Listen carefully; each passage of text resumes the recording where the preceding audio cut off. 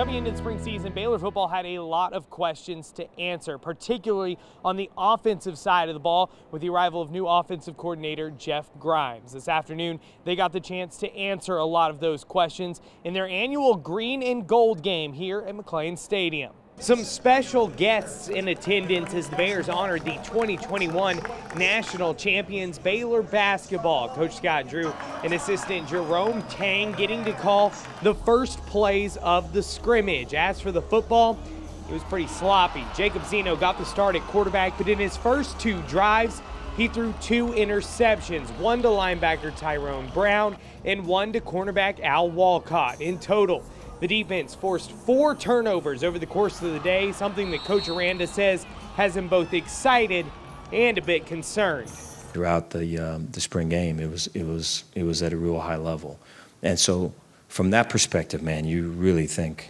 this is a good start. Let's continue on this path. I thought last year there was a lot of good in that general direction. I think offensively, it's probably our poorest day in terms of that. The best drive of the day for the Baylor offense came on Gary Bohannon's first drive of the game. Bohannon played the second set of snaps with the starters and completed a pair of first down throws, breaking off a long run to set up a Treston Ebner touchdown run just before halftime. There's definitely a lot of room for growth, but I think we saw sparks of what we can be.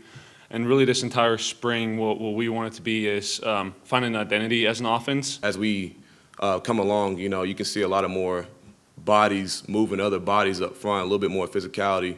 And, the holes are kind of, boom, they're there right where you need them at.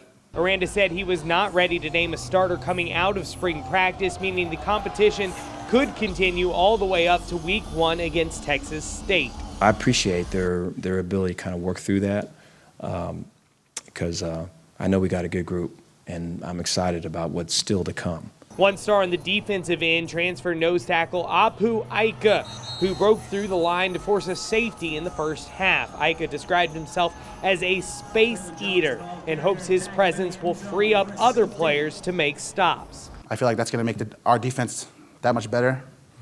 Me, doing my best to contribute, but being able to stop the run effectively, consistently is probably what's going to make us, who we are as a defense. I love Apu and his energy. I love his smile.